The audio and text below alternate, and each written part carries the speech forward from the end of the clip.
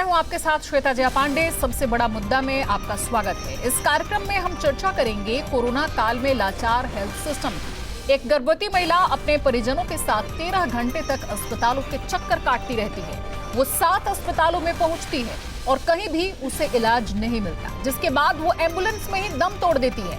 ये मामला है सूबे के सबसे हाईटेक शहर नोएडा का, और नोएडा को लेकर कई तरह की मिसालें दी जाती हैं, लेकिन इस घटना ने सभी को सोचने पर मजबूर कर दिया है। सवाल ये है कि अगर अस्पताल ऐसे ही लापरवाही बरतते रहे तो हमें कोरोना जैसी महामारी पर विजय कैसे मिलेगी। हालांकि इस मामले में फोर्टिस अस्पताल ने सफाई दी है। अस्पताल ने कहा है कि उसके पास आईसीयू आइसोलेशन में बेड नहीं था, जिसके बाद महिला को किसी और अस्पताल में ले जाने के लिए कहा गया। सबसे बड़ा मुद्दा में हम चर्चा करेंगे कि आखिर इस व्यवस्था का इलाज कब होगा।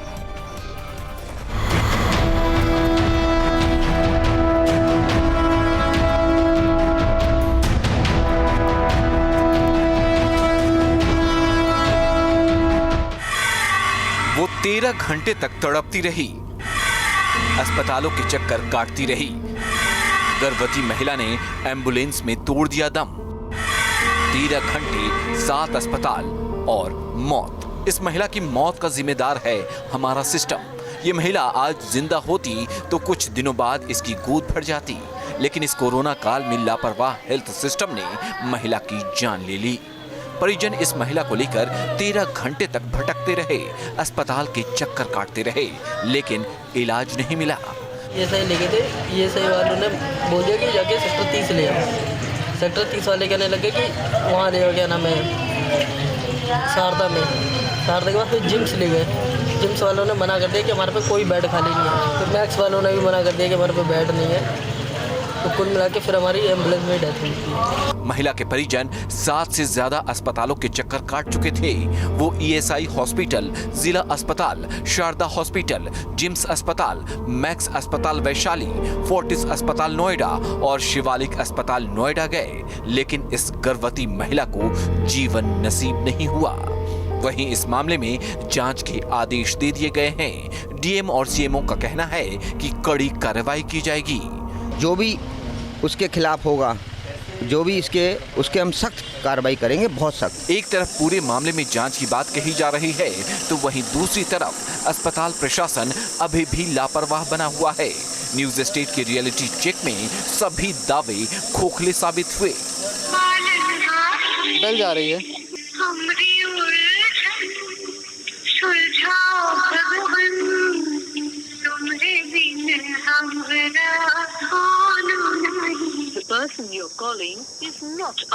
फोन कर रहा हूँ मैं यहाँ से जिम्स के डायरेक्टर को, देखते हैं क्या बातचीत होती है।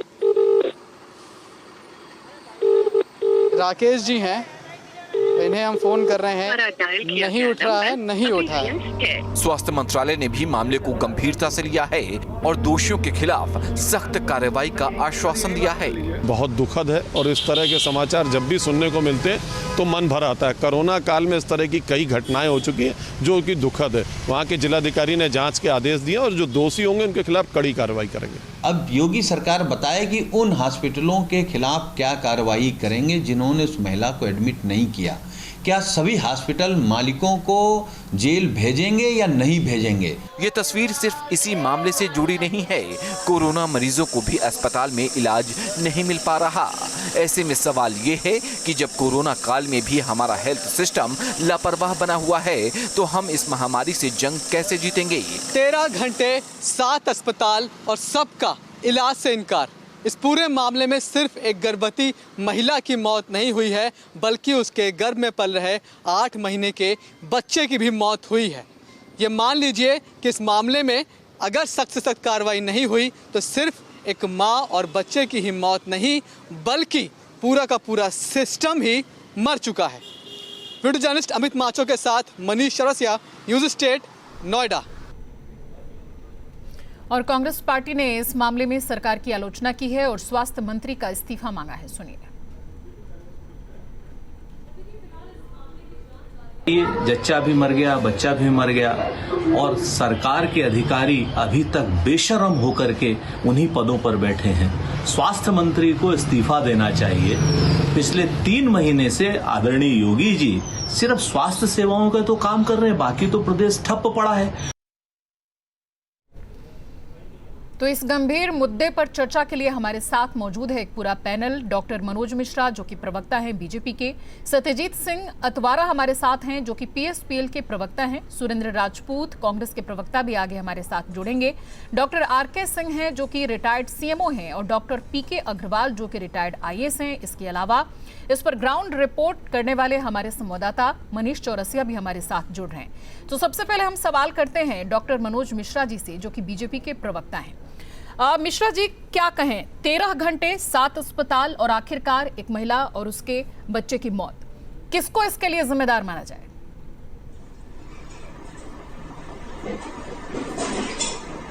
देखिए, ये बात सही है और ये बहुत गंभीर विषय है और चिंता का विषय है और उसमें दुख भी बहुत होता है क्योंकि माँ और गर्भ की मौत हो जाए ये बहुत दुर्भाग्यपूर्ण है और इससे बहुत कष्ट होता है और कष्ट होना भी चाहिए। सारे प्रदेश को कष्ट होना चाहिए, सारे देश को कष्ट होना चाहिए और हम भी कष्ट में, आप भी कष्ट में। जैसा कि हमने जानकारी प्राप्त करी कि सरकार ने कोविड और नॉन कोविड अस्पतालों का वर्गीकरण किया हुआ है, तो नॉन कोविड ने अगर लौटा दिया तो कुछ समझ में आता है, लेकिन जो कोविड अस्पतालों ने पेशेंट को लौटा दिया है ये समझ के परे है और सरकार ने इसके लिए कमेटी गठित करके जांच के आदेश दिए हैं और जो भी दोषी पाया जाएगा चाहे कितना बड़ा क्यों न हो, योगी जी की सरकार उसे माफ नहीं करेगी और ये नैतिक जिम्मेदारी हम लोग ले रहे हैं। आते रहते हैं मिश्रा जी, लेकिन नहीं, देखिए इसका कुछ असर देखने को नहीं मिलता, क्योंकि अगर असर देखने को मिलता तो एक बार करने से पहले देखिए ये सोचते, चाहे वो ये बात सही है, कोई भी विभाग हो, इस तरह की घटनाओं को करने से पहले 10 बार सोचते। आप नहीं मानते कि हमारा पूरा का पूरा जो स्वास्थ्य सिस्टम है वो चरमराता हुआ है और इस वजह से की घटनाएं बार बार होती हैं?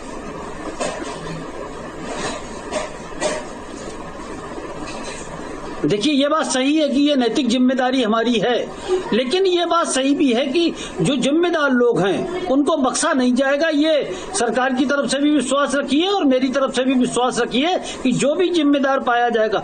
एक समस्या ये आ रही कि बिना जांच के किसे जिम्मेदार ठहरा दिया जाए, इसलिए जो भी जिम्मेदार होगा 2-3 दिन में जल्दी से जल्दी सूचना मिलेगी और उन पर कड़ी कार्रवाई होगी।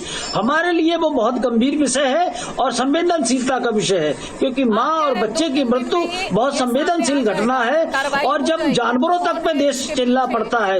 और 2-3 दिन वाली जो आपने बात कही ये समझ से परे है। सत्यजीत सिंह अतवारा हैं पीएसपीएल के प्रवक्ता, आपको क्या लगता है अतवारा जी कि जिस तरह से कह रहे हैं डॉक्टर मनोज मिश्रा जी, इस तरह की घटनाओं में 2-3 दिन में कुछ हो पाता है क्या? कोई जांच कमेटी 2-3 दिन में इस तरह की रिपोर्ट दे पाती है क्या? कुछ कार्रवाई हो पाती है?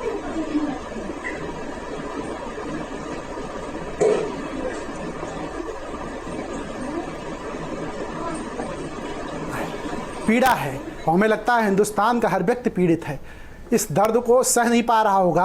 8 महीने का बच्चा पेट में पल रहा हो और महिला 6 बजे निकलती है, 13 घंटे तक वो सड़क के खाक छानती है, अस्पतालों के खाक छानती है और उसके बाद कोई भी अस्पताल उसको एडमिट नहीं करता है। और सबसे मजे की बात कि 2 अस्पताल कोविड-19 के अस्पताल होते हैं, जिस्म और शारदा हॉस्पिटल दोनों कोविड-19 के हॉस्पिटल हैं और कोविड के हॉस्पिटल वो एडमिट नहीं करते हैं, वहाँ ये बताया जाता है कि बेड खाली नहीं है। अब सबसे बड़ा प्रश्न उठता है श्वेता जी कि माननीय मुख्यमंत्री बार बार ये कहते हैं कि अस्पतालों की व्यवस्था बहुत दुरुस्त है, तो अगर अस्पतालों की व्यवस्था बहुत दुरुस्त है तो प्रश्न उठता है कि ये बेड कैसे खाली नहीं है? तो इसका मतलब ये हुआ कि उत्तर प्रदेश की जितनी भी व्यवस्था है, हेल्थ सिस्टम जितना भी है, वो फेल हो चुका है।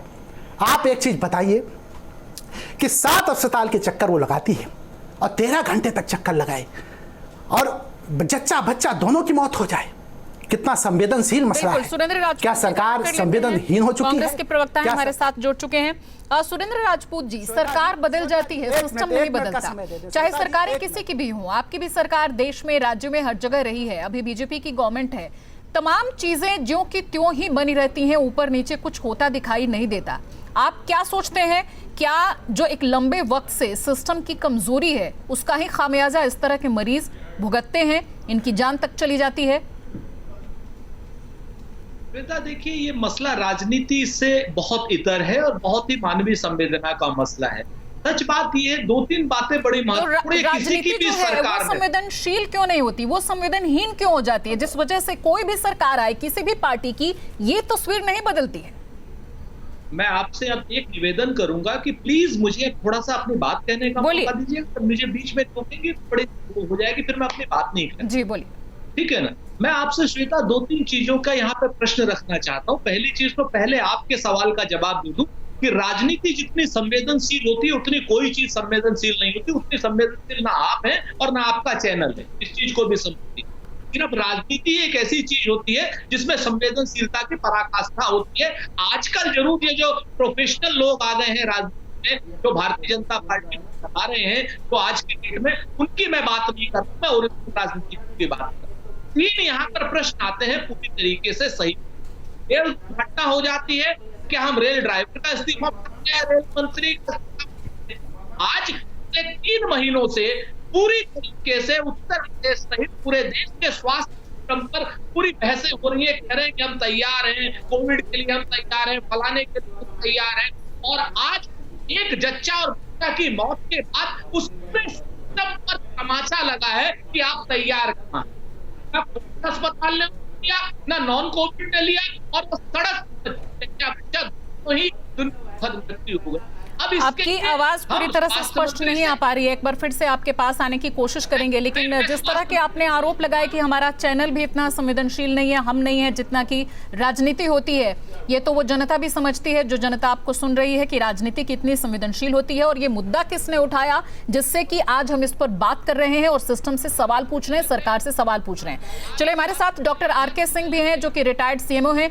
सीएमओ साहब, डॉक्टर साहब आपसे ये पूछना चाहेंगे कि किस तरह से ये प्रोसेस होता है, क्या होता है कि 7 अस्पताल में इस तरह से क्रिटिकल हालत में एक मरीज पहुंचता है, एक गर्भवती महिला पहुंचती है, लेकिन उसको नहीं एडमिट किया जाता। जिस तरह से हम बात कर रहे हैं कि कुछ इसमें से जो हॉस्पिटल हैं वो कोविड के लिए हैं, कुछ नॉन कोविड भी हैं, इसके बावजूद भी जो नॉन कोविड के हैं उन लोगों ने भी भर्ती नहीं किया। क्या कार्रवाई होती है, क्यों आखिरकार सिस्टम इस तरीके से दुरुस्त नहीं कर पाता हॉस्पिटल्स के सिस्टम को, जिससे कि ऐसी घटनाएं बार बार होती हैं?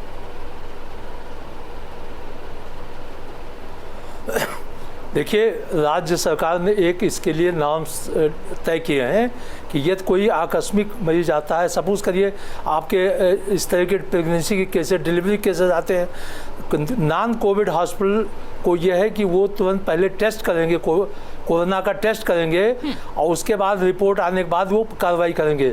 कोविड हॉस्पिटल्स में उनके पास फैसिलिटी रहती है जिसमें कि 2 घंटे के अंदर उनकी रिपोर्ट आ जाती है। रिपोर्ट आने के बाद सिजेरियन सेक्शन या डिलीवरी जो भी करना है वो तत्काल किया जाता है। आज अभी आपने देखा होगा कि राज्य सरकार ने ट्रूनेट एक मशीन आ गई जिसमें कि 2 घंटे के अंदर रिपोर्ट आ जाती है। अब वो पता नहीं कहाँ पर पहुँची कहाँ नहीं पहुँची, पर उसका काफ़ी वो हो रहा है कि ये सभी अस्पतालों को दी जा रही है, एटलीस्ट हर जिला अस्पताल को उपलब्ध कराई जा रही है। इसमें 2 घंटे में रिपोर्ट आपकी मौजूद है। रिपोर्ट आने के 2 घंटे के अंदर आप ऑपरेशन कर सकते हैं। ये मरीज क्यों इधर से उधर टाला गया ये समझ में नहीं आ रहा, जबकि ये कोविड हॉस्पिटल में भी पहुंचा। कोविड हॉस्पिटल वालों ने भी इसका प्रॉपर वो नहीं किया, इसकी व्यवस्था नहीं की, कोरोना टेस्ट नहीं किया, उसकी सर्जरी या ऑपरेशन या जो भी ट्रीटमेंट होना चाहिए था वो निश्चित होना चाहिए, तो वहाँ पे लापरवाही निश्चित रूप से हुई है। बिल्कुल। Doctor PK. अग्रवाल हैं, रिटायर्ड IAS हैं, उनका रुख कर लेते हैं।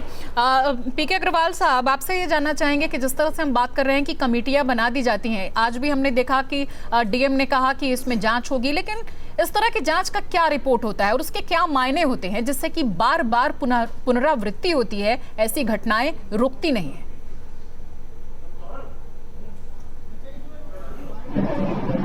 देखिए, DM ने एक कमेटी बना दी और उस कमेटी ने 2 अस्पतालों को इसमें रिस्पॉन्सिबल भी ठहराया है। इसमें सबसे पहले शिवालिक अस्पताल जहां उसका इलाज चल रहा था पहले से, वहां उसे एडमिट करना चाहिए, क्योंकि वो जानते हैं पहले से उसका गर्भवती महिला का इलाज चल रहा था। अब ऐसे जो केसेस होते हैं उसमें क्या होता है कि जो प्रशासन से कार्रवाई होगी अस्पताल के विरुद्ध में, किंतु वो कंज्यूमर प्रोटेक्शन एक्ट में भी कोई आदमी केस कर सकता है, वो स्वयं केस कर सकता है या कोई आदमी आदमी उनके लिए, तो उन्हें बहुत बड़ा मुआवजा मिलेगा। इसके अलावा जो दिल्ली में हुआ है, बहुत अच्छा काम हुआ है कि प्रत्येक अस्पताल में एक सरकारी प्रतिनिधि रहता है, वो देखता है कौन सा पेशेंट आया EWS या कोरोना का आएगा तो उसे एडमिट किया जा रहा है नहीं। उत्तर प्रदेश में प्रत्येक अस्पताल में, मैं कहूँगा प्राइवेट अस्पतालों में एक सरकारी प्रतिनिधि रहे, क्योंकि आज जो प्राइवेट हॉस्पिटल हैं उनके जो एसोसिएशन है उनने इतने रेट ज्यादा फिक्स कर दिए हैं प्रत्येक दिन का 30,000 रुपए कि कोई भी पेशेंट इतना पैसा दे नहीं सकता, वो एडवांस में पैसा जमा कराते हैं जो टेक्निकल चीजें हैं कोरोना का टेस्ट के अलावा।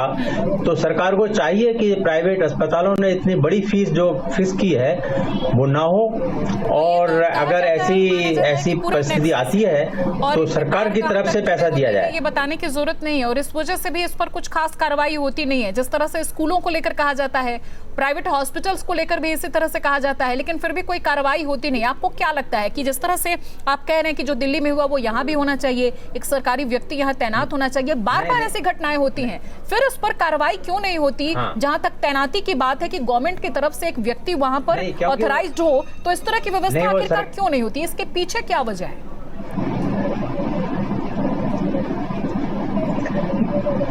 नहीं, एक्चुअली दिल्ली ने एक नई चीज की है, कहीं भी नहीं है देश में।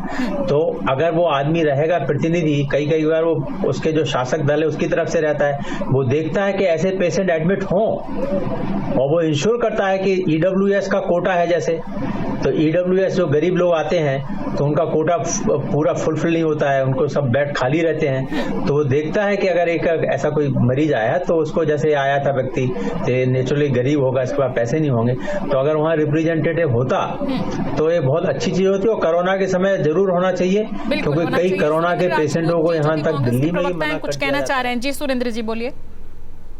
श्वेता जी, मैं सिर्फ 2-3 बातें कहना चाह रहा हूँ IS महोदय से कि आज की डेट में क्या होना चाहिए क्या नहीं होना चाहिए, ये सारी मुसीबत दूसरों के सर पे टालने की जो ब्यूरोक्रेसी की आदत है ये कब जाएगी? सच बात ये है कि राजनीतिक कहता है ब्यूरोक्रेट जिम्मेवार, ब्यूरोक्रेट कहता है स्वास्थ्य कर्मी जिम्मेवार, स्वास्थ्य कर्मी कह रहे हैं जो प्राइवेट अस्पताल जिम्मेवार। आखिर में आकर के जिम्मेवारी मरीज की खुद की है क्या?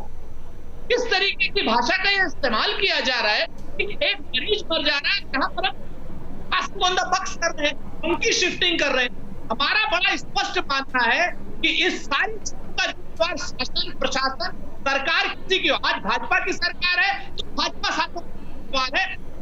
नागरिक को चाहिए कि वो अपने पद हो जाए, क्योंकि ये एक पाप का भी काम होगा, श्राप। डॉक्टर मनोज मिश्रा जी, इस पर आप कुछ कहना चाहेंगे? जिस तरह की ब्यूरोक्रेसी को लेकर सवाल उठा रहे हैं कांग्रेस के प्रवक्ता सुरेंद्र राजपूत जी, इस पर आप कुछ कहना चाहेंगे? डॉक्टर साहब बोलिए। डॉक्टर मनोज मिश्रा जी।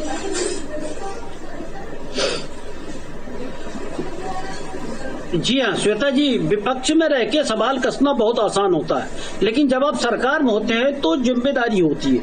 अभी मैं सुरेंद्र जी से ये पूछना चाहता हूँ, हमारे मित्र हैं, बहुत अच्छे मित्र हैं, कि जब मनमोहन सिंह जी की सरकार थी तो लगातार घोटाले पर घोटाले हो रहे थे। क्या कर लिया मनमोहन सिंह जी ने और क्या कर लिया कांग्रेस ने?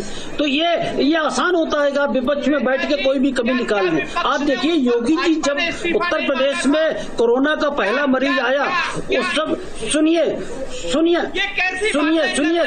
बात, सुरेंद्र जी पूरी बात सुनिए, आप जब बोल रहे थे तब हम नहीं बोल रहे, ढूंढने के लिए हम चर्चा में बैठे हैं, ना कि झगड़ा करने के लिए। सुरेंद्र जी आप लोग जिम्मेदार व्यक्ति हैं, मनोज मिश्रा जी जिम्मेदार व्यक्ति हैं। सुरेंद्र जी पूरी बात सुन लीजिए। हम यहाँ सुरेंद्र जी पूरी बात सुन लीजिए। सुरेंद्र जी पूरी बात सुन लीजिए। सुरेंद्र जी कोई फायदा नहीं होगा जी। नहीं, मैं वही कह रहा हूँ कि जिस समय कोरोना का पहला मरीज मिला देश में, उस समय, जी हाँ, जब कोरोना का पहला मरीज देश में मिला तब एक भी PPE किट नहीं बनती थी, एक भी मास्क नहीं बनता था, एक भी वेंटिलेटर नहीं बनता था। और उस समय केवल 2 महीने के काल में व्यवस्था की दृष्टि से हमने इसमें आत्मनिर्भरता करी और हमने इंफ्रास्ट्रक्चर बढ़ाया, हेल्थ इंफ्रास्ट्रक्चर बढ़ाया, पहली चीज। दूसरी चीज उत्तर प्रदेश में, चलिए हम अपने संवाददाता का रुख कर लेते हैं। मनीष चौरसिया हमारे साथ हैं। मनीष, जानना चाहेंगे, ग्राउंड रिपोर्ट आपने दिखाई, सुबह से अभी तक लगातार आप तस्वीरें तमाम दिखा रहे थे, परिवार के पास भी आप गए, किस तरह की स्थिति थी, क्या कुछ और परिवार ने कहा, बताइए।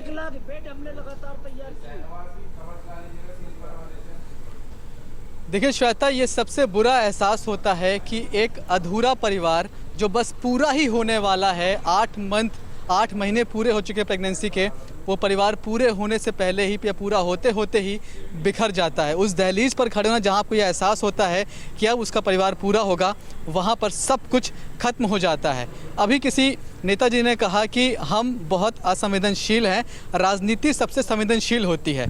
ये जानकर, ये सोचकर मैं हैरत हूँ कि इस पूरे दिन में किसी भी राजनीतिक पार्टी ने ये क्यों नहीं कहा, ये मांग क्यों नहीं की कि जितने भी प्राइवेट अस्पताल इसके लिए जिम्मेदार हैं उन सब के खिलाफ क्यों ना गैर इरादतन हत्या का मामला दर्ज हो, क्यों ना दर्ज हो। क्योंकि ये सिर्फ एक गर्भवती महिला की मौत का मामला नहीं है, एक 8 महीने का बच्चा भी उसके गर्भ के अंदर था, जिसकी सारी रिपोर्ट्स 8 महीने की ठीक ठाक थी, उसमें कोई दिक्कत नहीं थी। दूसरी बात, मैं ये कह रहा हूँ कि जो अभी किसी एक रिटायर्ड IAS सर ने कहा कि जो है गाइडलाइंस हैं कि किस तरह से ट्रीटमेंट करना है, किस तरह से ट्रीटमेंट नहीं करना है, किस पेशेंट को लेना है, किस पेशेंट को नहीं लेना है, गाइडलाइन में क्या होना चाहिए, अगर इस पर जाएंगे तो बहुत सारे पन्ने हैं, बहुत सारे अल्फाज हैं, पढ़ते पढ़ते शायद रात बीत जाएगी। लेकिन ज़रा ये बता दीजिए कि गाइडलाइन में ये कहाँ लिखा है कि किसी भी इमरजेंसी के पेशेंट को आप किसी भी कंडीशन में किसी भी अस्पताल से वापस भेज सकते हैं? या किसी भी गाइडलाइन में, किसी भी लाइन में ये चीज़ कहीं लिखी है क्या? अगर लिखी हो तो आप दिखा दें। डर क्यों लगता है, समस्या क्यों होती है, परेशानी क्यों होती है? क्योंकि अब से लगभग 15 दिन पहले हमने एक खबर चलाई थी, सबसे पहले हमने आज भी एक खबर दिखाई, सबसे पहले उस दिन दिखाई थी कि बाइक पर एक नवजात को पिता और चाचा लेकर घूमते रहे। 15 दिन हो चुके हैं। उस मामले का क्या हुआ? किस पर कार्रवाई की आपने? कार्रवाई के नाम पर आपने सिर्फ एक अस्पताल को साधारण सा नोटिस जारी किया था, उस नोटिस का जवाब आज तक उसने प्रशासन को पलट कर दिया है या नहीं, ये भी जानकारी नहीं है। आप बात कर रहे हैं कार्रवाई की। आज कहा गया है कि 3 लोगों की कमेटी बनाई गई है। एक बात बताइए, ये कमेटी कितने दिन में जांच रिपोर्ट देगी? ये नहीं बताया आपने, डेडलाइन नहीं तय की, और आप कहते हैं कि हम असंवेदनशील हैं। ऐसे कई मामले आपने कवर किए होंगे मनीष, 2 से 3 दिन में ऐसी रिपोर्ट आती है क्या?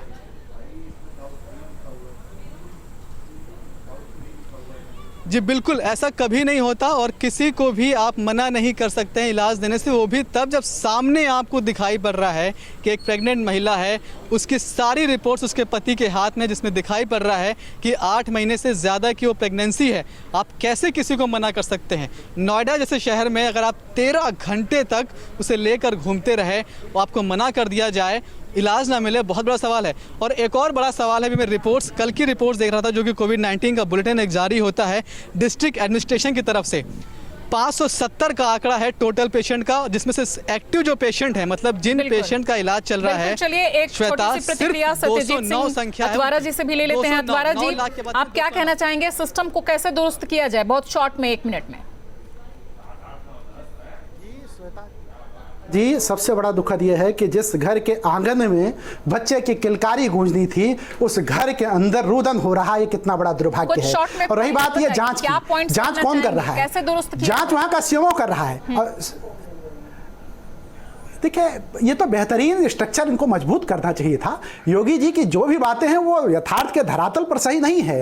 कागजी बातें कुछ और होती हैं, यथार्थ के धरातल पर उन चीज़ों को उतारना दूसरी बात होती है। और रही बात ये जांच की, तो नवजात शिशु की मौत पहले भी हो चुकी है, नोएडा में हो चुकी है। पिता भटकता रहा, लेकिन किसी अस्पताल में उसको एडमिट नहीं किया। दूसरी बात, अस्पताल के बाहर बच्ची की मौत हो जाती है। बच्ची की मौत क्यों होती है? बच्ची की मौत प्रेग्नेंट महिला को अस्पताल ने एडमिट नहीं किया, जिसकी वजह से बाहर ही प्रसव हो जाता है और प्रसव में बच्चे की मौत हो जाती है। नोएडा के 2 पहले मामले थे, क्या उसकी जांच हुई?